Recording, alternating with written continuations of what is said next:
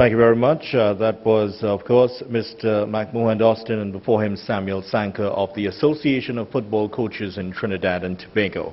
Moving swiftly along, the next next presentation is from the Trinidad and Tobago Referees Association. So we have at least 5 members listed here, so we now invite the presentation from the Trinidad and Tobago Referees Association.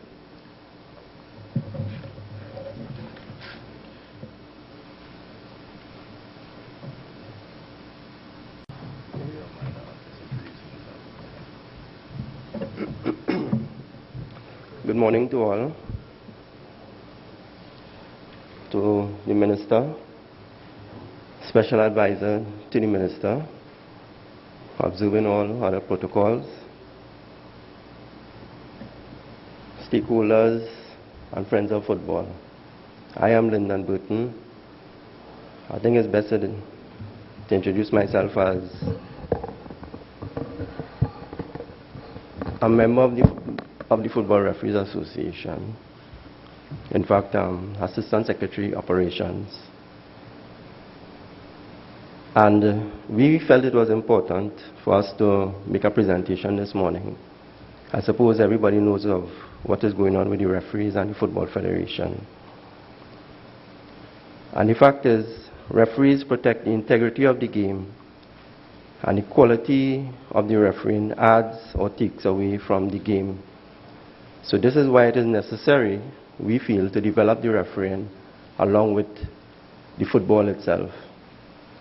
We must move forward hand in hand. Presently, with this impasse, you have approximately 150 referees away from football played under the auspices of the Trinidad and Tobago Football Federation. And the cause, just briefly, the cause of this was a recommendation that came to the Football Federation for the implementation of the FIFA regulations for the reorganizing of referees. And 2 of those recommendations included that referees register directly under the Football Federation, and also that since they no longer require the services of the Football Referees Association, well, they no longer needed us. However, we were encouraged to remain to cater for the social needs of referees. And we felt very strongly against that. In fact, it is almost insulting. Or in fact, it is insulting. With over 30 years' experience in recruiting, training, and developing referees, with over 200 trained referees spread throughout Trinidad and Tobago, and with locally and internationally trained instructors and assessors, along with all the training material, equipment, and everything else, that qualifies us to be a lot more than merely a social club. Not to mention, we are a body that is, we already have full membership with the Football Federation, and our organizational structure facilitates the easy operations of the refereeing department as prescribed by FIFA without having to reinvent the wheel.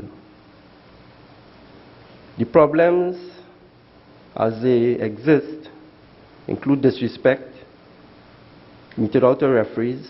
I mean, you could understand players, coaches, managers, supporters, and other stakeholders getting angry with referees when things don't go their way.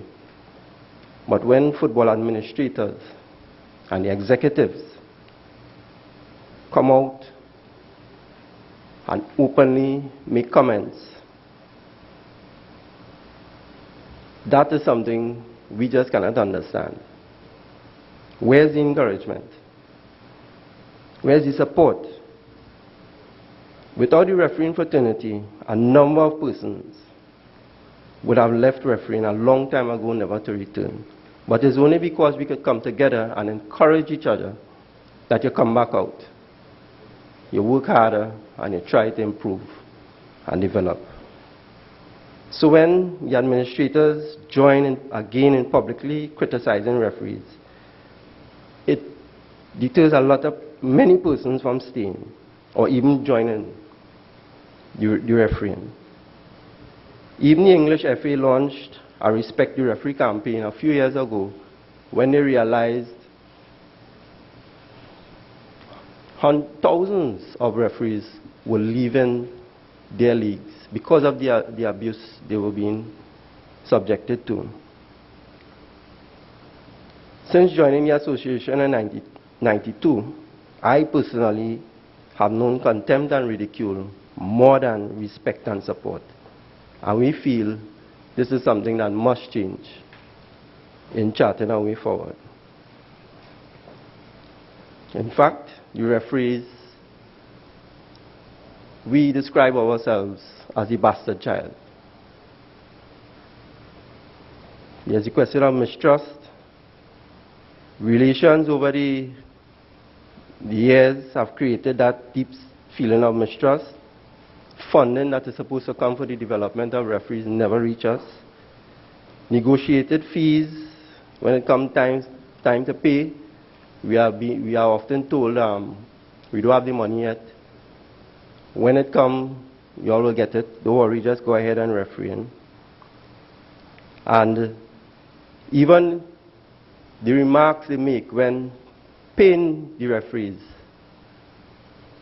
it leaves us to wonder what is really happening. What is it we have done to put us in this position? What crime have we committed? Now there are attempts to control the referees directly without spelling out the terms and conditions. So just register and come and referee. We have a situation right now where the front zones and the Football Federation owing referees over $250,000 in fees. Part fees for 2008 and 2010. And I don't know if there's any word as to when those fees will be paid. But again, just continue refereeing. When it comes, it comes. And we feel, again, you need to remove all these hindrances. And mistrust is a major obstacle. You have remuneration. Like I said, when it comes, it comes. And when you join refereeing, you join knowing that there's no money in it locally. It is only the fortunate few who make it onto the international panel get any monies you could consider. And in fact, more referees are inclined to officiate in the minor leagues. Because whilst, again, the money is no big set of money, but the treatment there is so much better. When you arrive at the venue, in some cases you have a place to park your car. They assure you the car will be safe. You have a room to change your clothes, where you can sit down with the other referees and plan how you would approach the game from a refereeing point of view. During the game, even at the end of the game, the overzealous fans and spectators, they get protection from those who might be so enraged by something that happened in the game. Well, like I said, even a place to change your clothes. And when you compare that to what happens in the zones, you get there, you have to change your clothes at the side of the road or on a tree. You have no protection from anybody out there. You're on your own.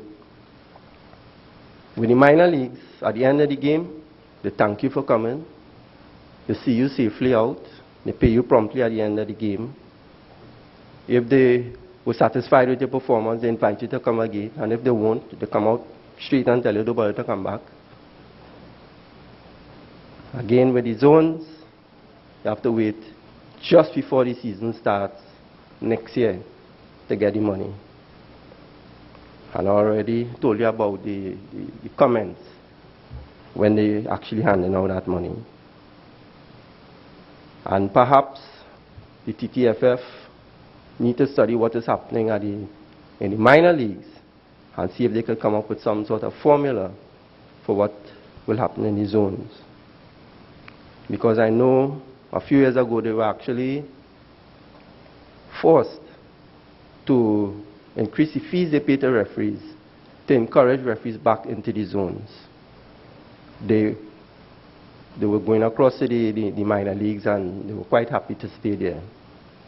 And even the Referees Association was having a lot of difficulty in encouraging the referees to come into the zones. Disciplinary action wasn't even enough to force them back. This present impasse must be resolved. Because like I said, with all the resources, with all the referees who are out there not officiating, it is hurting football. It is not enough to say, well, the games are being played. You need to be conscious, or you need to care about the quality of the game and the quality of the refereeing